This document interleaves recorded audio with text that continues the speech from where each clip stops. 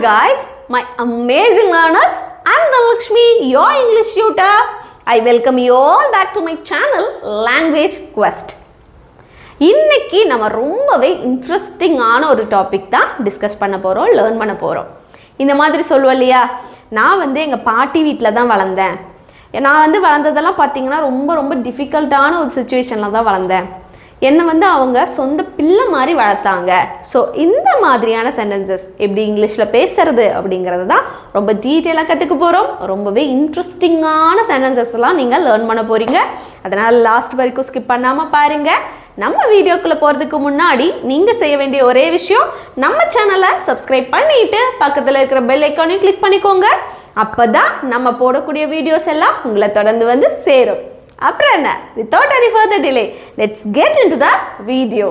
என்னை இப்படி வளர்த்தாங்க, நான் இப்படி தான் வளர்ந்தேன், இந்த மாதிரிலாம் சொல்கிறதுக்கு ரெண்டு விதமாக சொல்லலாம். ஒன்று raised, இன்னொன்று brought up. இந்த ரெண்டு வேர்ட்ஸுமே நம்ம யூஸ் பண்ணி தாராளமாக பேசலாம்.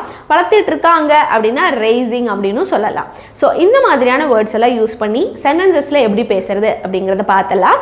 let's see the first sentence. அவன் சென்னையில் வளர்ந்தான் அப்படின்னா எப்படி சொல்லலாம் அப்படின்னா brought up and raised ரெண்டுமே யூஸ் பண்ணலாம். நான் இங்கே brought upனு யூஸ் பண்ணுறேன். ஓகேவா? அவன் அப்படிங்கிறனால he brought up, he brought up. சென்னையில் வளர்ந்தான், he brought upனாலே அவன் வளர்ந்தான் அப்படின்னு அர்த்தம். எங்கே? சென்னையில். அப்போ he brought up in Chennai அப்படின்னு போட்டால் போதும். ரொம்ப ஈஸி, ஆனால் ரொம்ப யூஸ்ஃபுல்லான சென்டென்சஸ் நம்ம டெய்லியுமே இங்கிலீஷில் பேசுகிறதுக்கு. ஓகேவா? அடுத்தது பாருங்கள், அவனை ரொம்ப நல்லா வளர்த்துருக்காங்க. அப்படின்னா என்ன போடலான்னா he is well. அவனை ரொம்ப நல்லா அப்படின்னா he is well வளர்த்துருக்குறாங்க. brought up அப்படின்னு போட்டுக்கலாம். he is well brought up. ஓகேவா? தேவைப்படுற இடத்துல raised-னும் தேவைப்படுற இடத்துல brought up-னும் நம்ம யூஸ் பண்ண போகிறோம். பாருங்க. அடுத்தது, நான் என் சகோதரி இறப்பிற்கு பின் அவள் பெண்ணை வளர்த்தேன். இந்த இடத்துல பெண்ணை வளர்த்தேன்னா அவளோட பெண் குழந்தையை வளர்த்தேன் அப்படின்னு தான் நான் மென்ஷன் பண்ணியிருக்கிறேன்.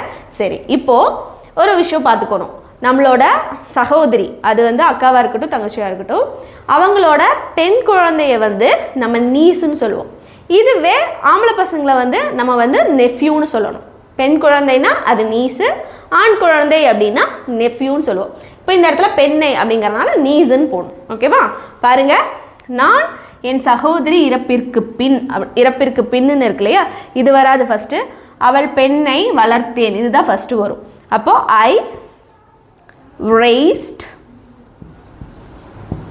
my, சகோதரியோட பெண் என்னன்னு சொன்ன நீஸ் இல்லையா, ஐ raised my niece அப்படின்னா அக்காவோட பெண் குழந்தை அப்படின்னு அர்த்தம். ஐ raised my niece எப்போ?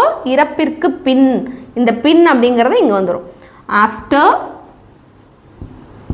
மை சிஸ்டர் இறப்பிற்கு இல்லையா, passed away.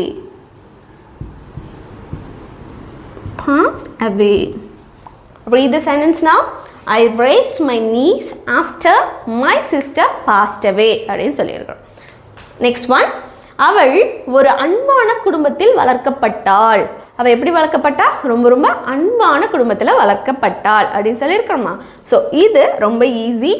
அவள் ஒரு அன்பான குடும்பத்தில் வளர்க்கப்பட்டாள் அப்படின்னா she was raised. she was raised என்ன மாதிரி குடும்பம்? அன்பான குடும்பம். அப்போ in a loving family.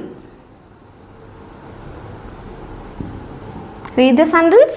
she was raised in a loving family. ரொம்ப ஈஸியான சென்டென்சஸ். ஆனால் இங்கிலீஷில் எனக்கு வளர்ந்தேன் இந்த மாதிரிலாம் சொல்ல தெரியாது அப்படிங்கிறவங்களுக்கு இப்போ நியூவாக கற்றுக்கும் போது இது எந்த அளவுக்கு யூஸ்ஃபுல்லாக இருக்கும் அப்படிங்கிறத ப்ராக்டிஸ் பண்ணி பார்த்தீங்க அப்படின்னா தான் உணர முடியும். அடுத்தது பார்க்கலாம். அவன் என் மகன் இல்லை என்றாலும் என் பிள்ளை போல் வளர்த்தேன். அவன் என் பையன் இல்லைனாலும் நான் அவனை எப்படி தான் வளர்த்தேன்? என் பிள்ளை மாதிரி வளர்த்தேன். ஸோ இதில் இதுதான் ஃபஸ்ட்டு மாற்றும். அவன் என் மகன் இல்லை என்றாலும், இது ஈவன் தோ பிள்ளை இல்லை என்றாலும் அப்படி சொல்கிறோம் இல்லையா, even though he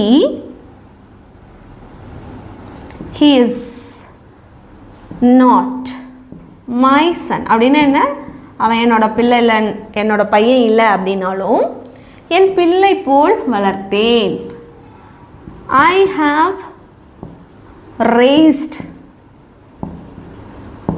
him like my son.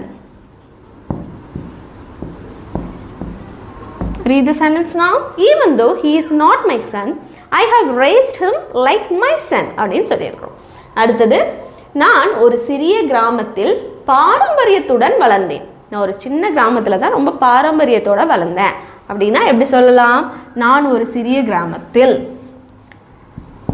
பாரம்பரியத்துடன் வளர்ந்தேன் அப்படின்னா I was brought up in a சிறிய கிராமத்தில், small village. I was brought up in a small village.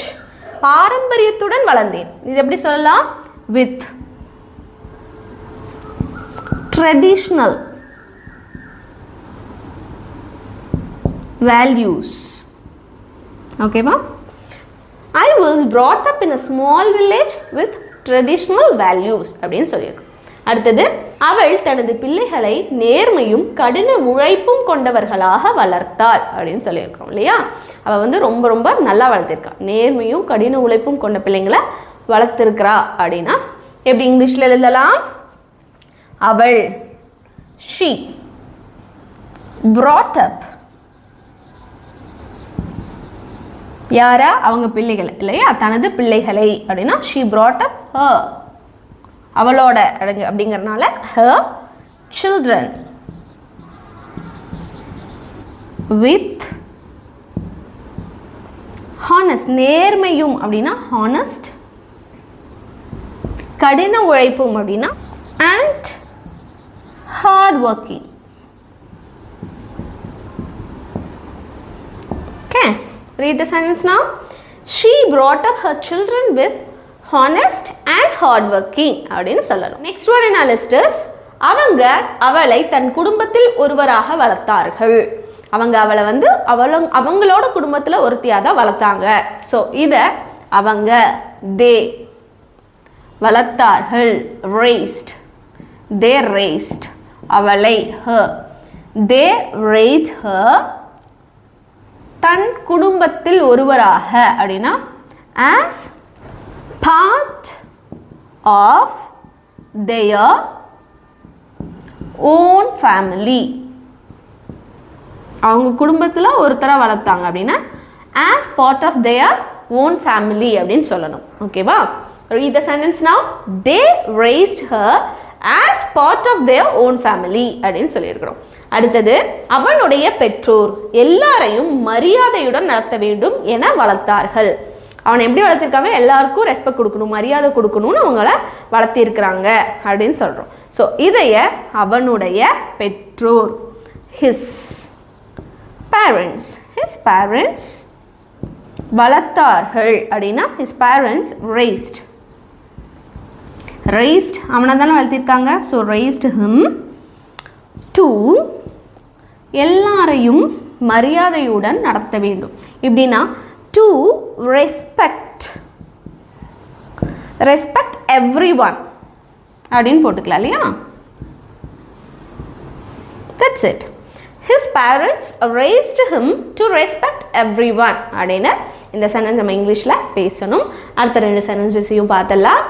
என் நண்பன் மிகவும் கடுமையான வீட்டுச் சூழலில் வளர்க்கப்பட்டான் அப்படின்னு சொல்கிறோம். இப்போ கடுமையான வீட்டுச் சூழல்னா ஸ்ட்ரிக்டானு வச்சுக்கோங்க, சரியா. அடுத்தது, அவள் என் அம்மா இல்லை என்றாலும் என்னை தன் பிள்ளையாக வளர்த்தாள். இதே மாதிரியான ஒரு எக்ஸாம்பிள் ஆல்ரெடி நம்ம பார்த்துருக்குறோம். அதே மாதிரி இதையும் சேஞ்ச் பண்ண ட்ரை பண்ணி எனக்கு ஹோம் ஒர்க்காக காமெண்ட்டில் பண்ணுங்கள். இன்றைக்கி இதோட நம்ம சூப்பராக இன்றைக்கான லெசனை பார்த்து முடிச்சாச்சு. அப்புறம் என்ன, நீங்கள் ப்ராக்டிஸ் பண்ணுறது மட்டும்தான் பேலன்ஸ். இன்றைக்கி லெசன் ரொம்பவே யூஸ்ஃபுல்லாக இருந்தது அப்படின்னு நினச்சிங்கன்னா நீங்கள் செய்ய வேண்டிய ஒரே விஷயம், நம்ம சேனலை சப்ஸ்கிரைப் பண்ணிவிட்டு பக்கத்தில் இருக்கிற பெல் ஐக்கானையும் கிளிக் பண்ணி வச்சுக்கோங்க. அப்போ தான் நம்ம போடக்கூடிய வீடியோஸ் உங்களை தொடர்ந்து வந்து சேரும். நான் உங்களை இன்னொரு யூஸ்ஃபுல்லான வீடியோவில் பார்க்குறேன். until then take care, bye bye.